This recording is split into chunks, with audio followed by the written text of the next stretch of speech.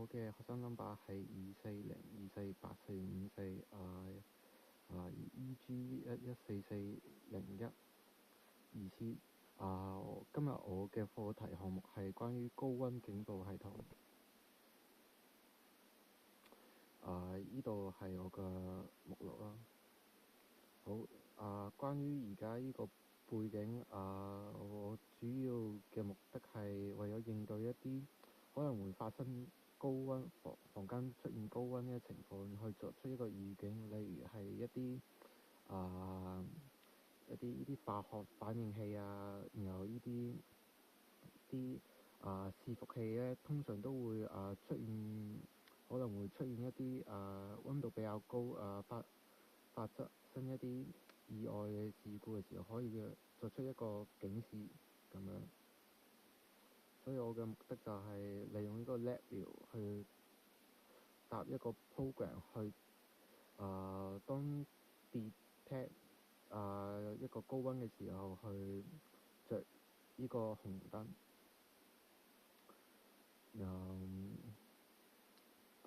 目的就有去sensor 去 detect 一個溫度。當呢個溫度係大過50嘅時候，我哋就會作出一個警示，令呢個盞燈由綠色變為紅色，去作出一個警示。然後我哋都會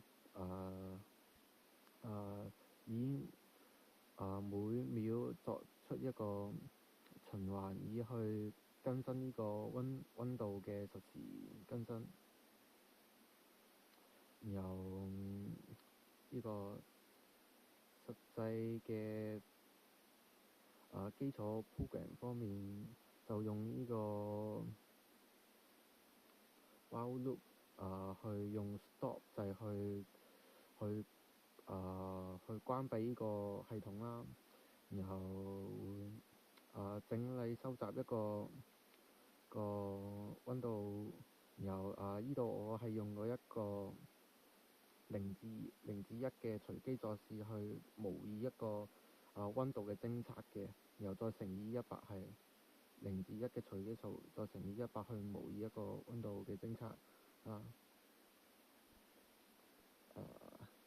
概係咁啦，呢條。又係個界面方面，我就整咗一個可視化嘅微方去作為一個temperature 嘅可視變化圖啦。然後一個溫度計去實時去表現當下嘅一個溫度啦。然後一盞燈當個溫度偵測唔大於50時候就為綠。就大致係咁樣。實機畫面就好似咁樣。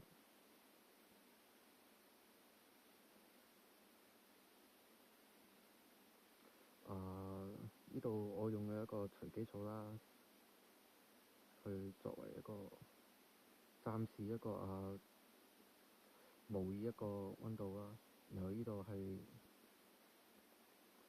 由溫度計flow chart表，然後實際運行。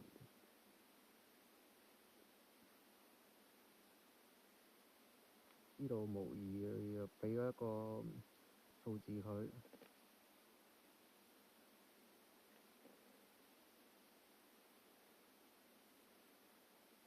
去着盞燈或者關閉。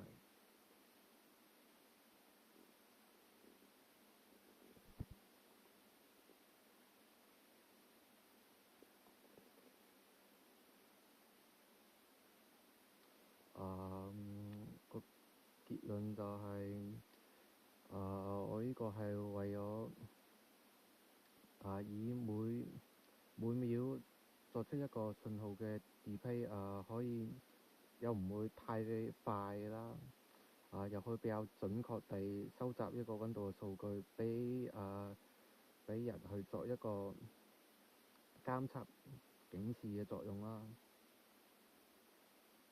如果有乜嘢可以改進嘅，就可以例如可以例如係45嘅左右嘅時候，去增加一個黃燈一個輕微嘅少少嘅警示啦，多一個，然後再增加一個 data 嘅長期一個記錄喺度啦，可以再收集翻下當日嘅溫度變化，然後呢個就係我嘅 project。